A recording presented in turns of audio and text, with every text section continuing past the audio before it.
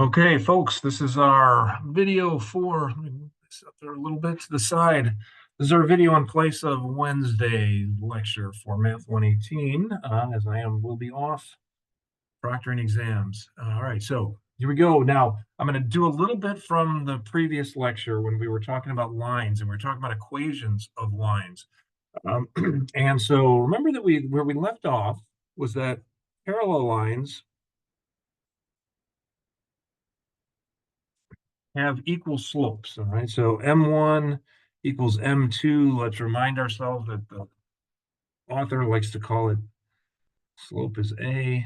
We're going to just understand really mean the same thing, but slopes were equal. Now, where we left off, I had done a problem where I said, okay, find a line that is parallel to line 3x plus 2. So if you got your notes handy, take a look at that.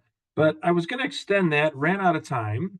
And so now if you recall, the punchline of that other one was that I'd actually chosen a point that was on the same line. Now, so they ended up with the same y-intercept. But now let's find the equation of a line. Okay, that's going to have the following. It is parallel again. I'm going to do it with the same equation as before. So go back and take a look at your notes. Remind yourself, okay, this is starting to set up a lot like the previous one, and it goes through. Now I'm going to choose a point that is definitely not on the line. You guys very astutely pointed out, said, hey, wait a second, that's actually the same line. When we actually solved for it, you said, wait a second, that's the same line. And I said, yeah, it sure is indeed. And so let's try actually a different point. Okay, so I'm going to go with 1, 1. Now, what we expect to get, what should happen with this is when all said and done, we should have an equation that is y equals 3x, and then the only thing that should change is that there is a different y-intercept over there. Okay, so I'm going to go back to my point slope form. Now, you could actually, if you wanted to, you could actually use the slope intercept form and just say, okay, let me solve for b on that. And I'm actually going to do both of those things. And so I'm going to go, all right, here we go. So I'm going to go, here is point intercept, or point slope, I mean. We start with that. All right, point slope form. All right, I am going to have y minus 1 equals slope times x minus 1. So y minus y1, slope m a times x minus x1. So I'm going to have this. All right, and I'm going to add 1 to both sides, and I'm going to end up with 3x plus 2. And so notice, actually not plus 2. Hey, oh, I am stuck on that one. Okay, now that's better. So this would have been one of the fun mistakes to make during class, because then we get to laugh at the teacher, but hey, go for it. All right, so 3x minus 2. So definitely, so it's still 3x, crosses the y-intercept, or crosses the y-axis, not at positive 2, but crosses it at negative 2. Now, here is something that you might have considered doing with this. You might have looked at this and said, okay, wait a second. I need to have this be the case. And I also need to have this be a point on there. So what you might have thought of doing, perfectly okay, nothing wrong with doing this, is that if you were to say, well, what if I plugged in 1 for y, and I plugged in 1 for x, and I said, what is b? Notice that I've got 1, I've got 3, and do just a little bit of algebra on this and convince yourself that b is equal to negative 2, and that gets us right back to 3x minus 2, just like we saw before. Okay.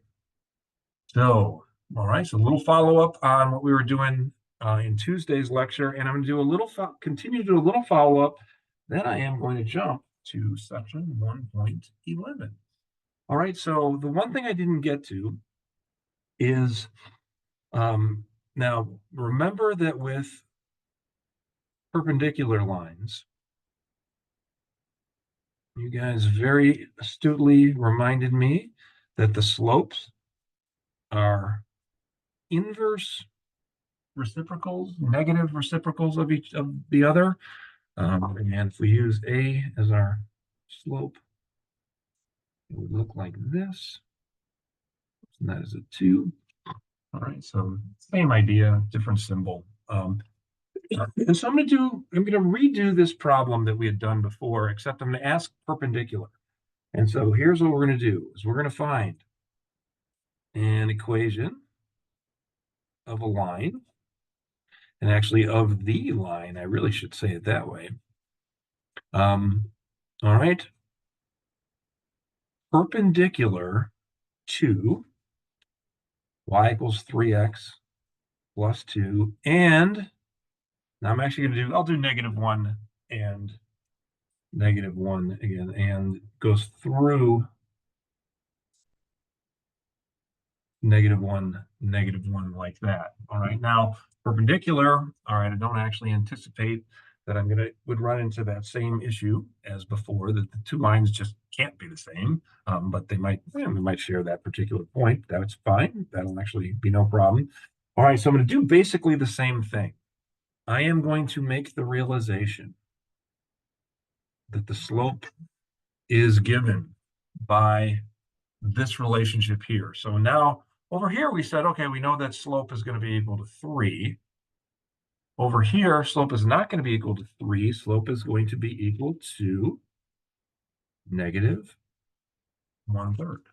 All right, so stop and ask yourself if that's not making sense, or just stop and convince yourself, yeah, that does indeed make sense.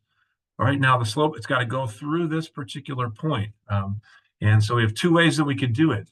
Either of these work just fine. I'm going to go with the point slope form on this. So I'm going to go back to point slope. So I'm going to go y minus -1 is equal to -1/3. And that is going to be then times x minus -1, like that. So it looks a lot like what we had yesterday. All right, so y plus 1 equals -1/3 x plus 1, like that. I'm going to distribute my -1/3. I'm going to have not as nice as neat as numbers as I have over here, but I'm not going to have things that are too bad in terms of these fractions that are in there. The 1/3 is not going to really throw me off too badly in here. All right, so let me distribute that 1/3. So I'm going to have y plus 1. Distribute that through. I will have -1/3 x minus 1/3. I'm already liking what I'm seeing right here. -1/3 x. Oh, slope of -1/3. That is what I want. Now I just got to figure out what is going to be my intercept. So I am going to, not add, I'm going to subtract 1 from both sides, like so, and I will have y is equal to -1/3 x. And now I've got 1/3, -1/3 minus 1/3. That is going to give me a -4/3 right there. And there is my final answer on that. All right, so that is our brief tour through lines, although we're not going to stop using lines. So now I'm going to shift gears a little bit, and I am going to jump to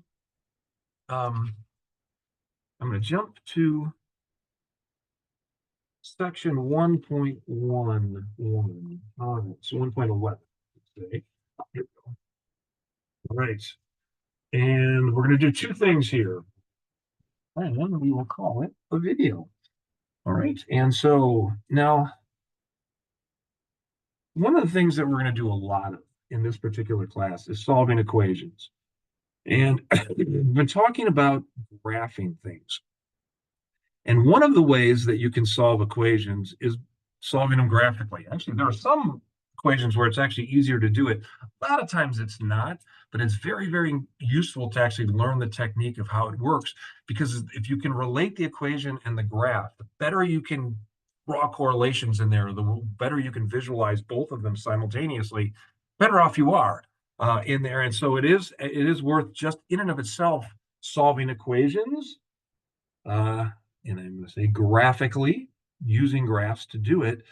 And I can think of several examples, number of them in both quantum mechanics, thermodynamics, and in classical mechanics of situations where the really only way to do it is to do it graphically. There are these classes of equations that are called transcendental equations where you just don't have a closed form solution. But if you put some graphs together, you can actually come up with a nice solution to it. So, but also even if you don't have to do that, I think it's very instructive. And so, all right. So here we're gonna go. Here we go. Ready? Okay. So suppose I had an equation that looks like this.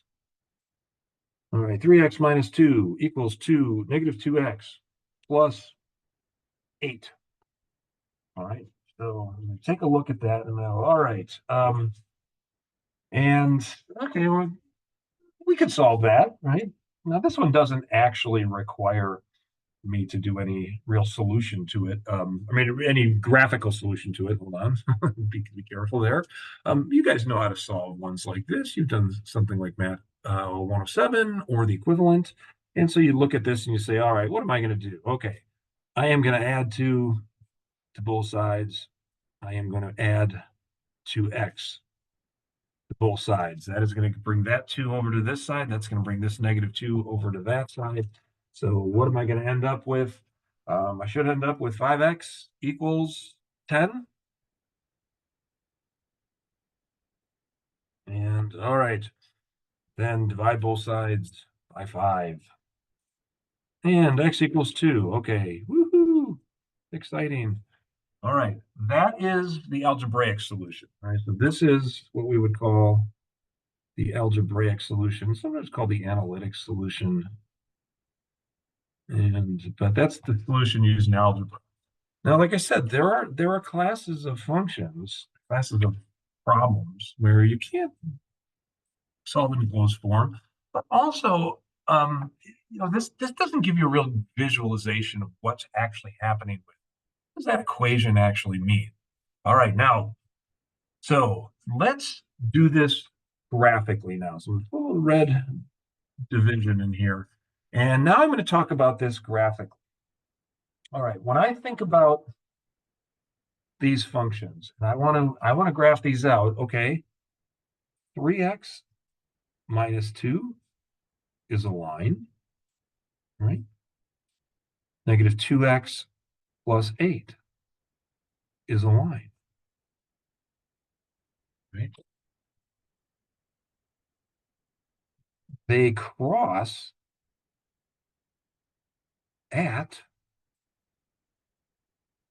the solution to that equation. Take a look at that. Stop and think about that. That's a line, that's a line, all right? If I were to graph this out, I would have a graph, I'd have a slope positive 3, intercept negative 2. All right, so familiar, right? This is slope of negative 2, intercept of 8. They're going to cross somewhere. Where they cross is going to be what the solution is to this. Now, this is a fairly brute force method. We get here pretty quickly, but it's very good in terms of instructive of thinking about, how do you think about this graphically? How do you think about the solution to this graphically? Whereas, the algebraic solution, yeah, it sort of pops out, but what's actually happening here? What we're saying is that 2 lines are going to actually are going to cross. All right, and so, all right, so let's do it. This now, if I were to graph these 2, all right, so here I've got, I think about this one right here. I've got a slope of 3. I've got an intercept of negative 2. So I'm going to go, let's see here. I am going to go 1, 2, 3, 4, 5, 6, 7, 8, 9, 10. 1, 2, 3, 4, 5, 6, 7, 8, 9, 10. And 1, 2, 3, 4, 5, 6. Okay, I don't need as many as I'm putting on here, my little hash marks. But doing this, all right, so my first one, all right, looking at this equation. This is slope of 3, intercept of -2. So we'll do this one in red.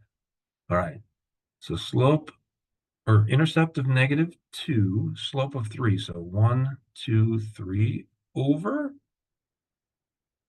like so. Then 1, 2, 3, and over, like so. And let me run this a little sideways here.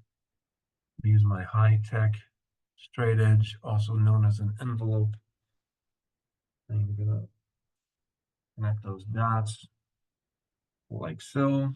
All right, ooh, not an awesome connection there, but hopefully get close in here. So we'll see. Ooh, now I'm under pressure. All right, this one, -2 and +8. All right, so wait a second. So 1, 2, 3, 4, 5, 6, 7, 8. Here's the y-intercept for this particular line, and then slope of -2. So we go 1, 2 down and over 1. And we go 1, 2 down and over 1. Oops, kind of like that. Let's see, how did I do there? And all right, so no, actually, that is actually going to work out rather nicely. It's not so bad. All right, the lines cross at x equals 2. All right, so we're crossing right here at x equals 2. Wait a second. That was the solution over there, but look, when I graphed it out, I did actually get them to cross right here at x equals 2, which would then be, you could actually figure out, what does that mean? Well, if this were 6, if it were 2 times 3, 6 minus 2, that would be at 4. 4, 2. What do we know? Okay, so this equation is represented graphically by this. This line crossing with this line. Where do they intersect? They intersect at x equals 2. All right, there's one. All right, so there's one of the things we're going to do for the video today. Got one more. Might be a little shorter than normal, but that's all right. We're in pretty good shape. And we'll do one more. And so this is also solving graphically. Okay, so now, all right, we've been going linear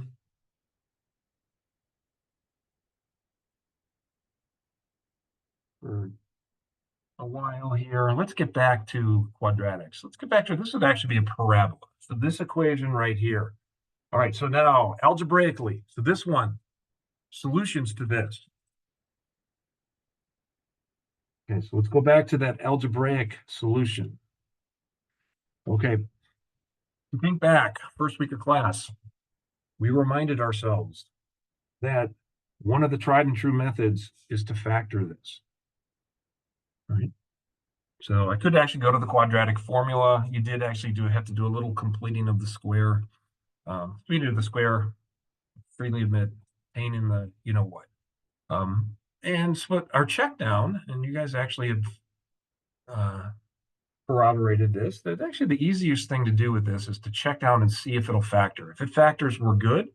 If it doesn't factor, we go to the quadratic formula. But somebody's been messing with the numbers here and wanted to make it nice and factorable. So I brought something in that would be factorable. So remember, sort of x squared first. Okay, if I do the last ones, the 2 and -5, that should multiply to 10. Then the middle ones, outer and inner, so -2x plus 5x, 3x. 3x. All right, so, all right, factors. And my solutions are, 2 and -5, that should multiply to 10. Then the middle ones, outer and inner, so -2x plus 5x, 3x. All right, so all right, factors. And my solutions are, 2 and -5, that should multiply to 10. Then the middle ones, outer and inner, so -2x plus 5x, 3x. All right, so x equals -5 and x equals 2. Boom. There's my algebraic solution. Again, not too bad. But it doesn't tell us a ton about what exactly is happening, what to visualize with this. Now, I've been claiming that this is a parabola. It is indeed a parabola. We're going to prove that later on in class. We're going to not even just sort of accept it. We are going to show that is a parabola. All right. So let's do this graphically. Okay, here's what I'm going to do. I am going to map out some points here. All right, I've got x, and then I've got x squared plus 3x minus 10. Got your calculator handy. Pause the video and fill in the table along with me or as we go. And I'm going to go, all right, -6.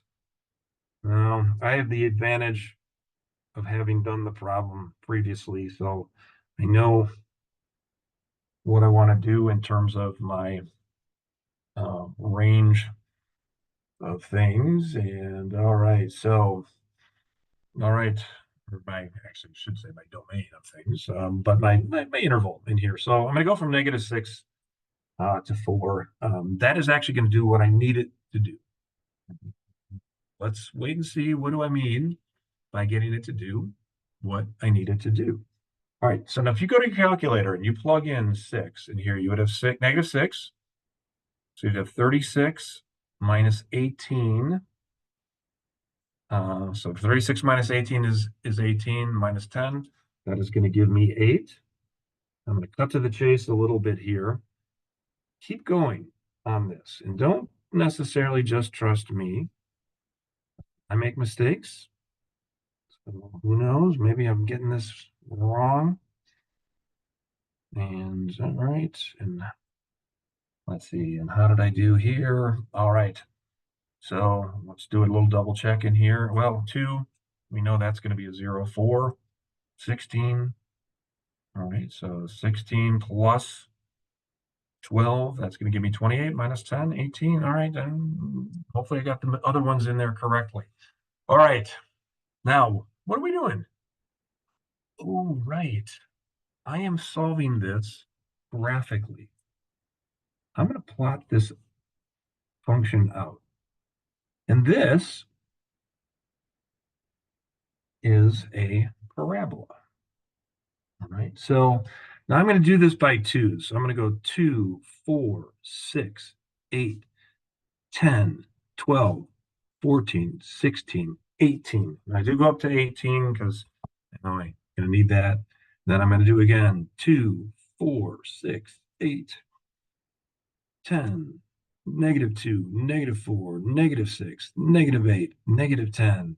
And I'm not going to have to go quite as deep, but I'll go 2, 4, 6, 8, 10, 12, etc. Okay. I'm going to plot these points. So let's start with -6. All right, 2, 4, 6. And that is at 8. So 6, -6, 2, 4, 6, 8. All right, there's a data point. Okay, there's a point on the graph. -4, -6. Okay, so -4, 2, 4, 6. Plot that. 2, -12. 2, 4, 6, 8, 10, 12. Down here, 0, -10, 2, 4, 6, 8, 10. All right. And then what have I got left? Okay, 2 and 0.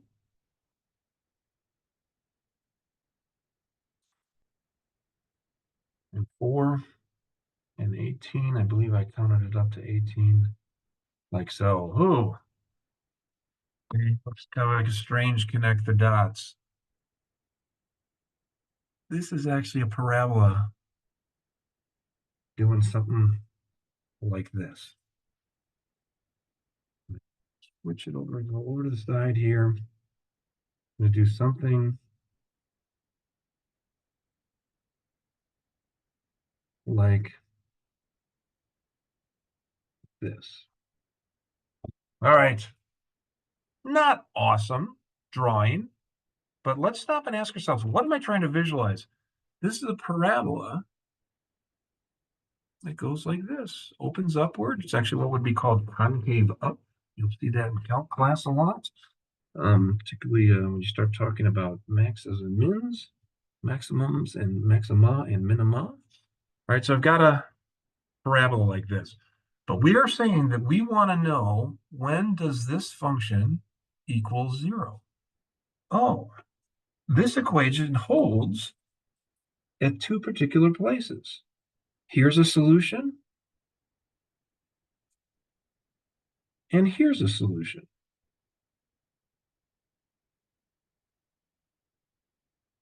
Right? The parabola crosses 0 twice. When does the parabola equal 0? It was when it crosses the x-axis. That's when it's equal to 0. Two solutions. Remember with the quadratic formula, you can have up to two solutions, right? And so this one right here, this one's easy. X equals 2. Now look at this one. Even on this junky drawing that I've done in here, I am going to say that, look at it, that's 2, 4, 6. Ah. Now, if the more carefully I make that graph, more easily it is to see that that is where we cross 0. So look, -5 and 2. And that's what we visualize. We forget that that's what the equation is doing. When we solve these quadratic equations, we are asking, where does the function cross 0? And with a parabola, it can cross 0 twice. Right? So a lot of times we get two solutions. So that's when it crosses twice. Now I'll do two other things, but the parabola also can do something like this and only hit 0 one time. So this is where you would have one solution. And then earlier in the week, and last week as well, I pointed out that sometimes there are no solutions. You can, when you do the quadratic formula, we did one like this in class, where there just was no real solution to it. So this one hits 0 only once, but it is also possible to have a parabola that does something like this. This never crosses 0. Doesn't mean that's not a parabola. It's just that if I take the equation for the parabola and I set it equal to 0, it never gets there. And though there is no solution. These are those ones where, when you plug in that thing that is called the discriminant, when that is negative, and that means that would it be taking a square root of a negative number? No real solution. All right, folks, that is what I've got for the video.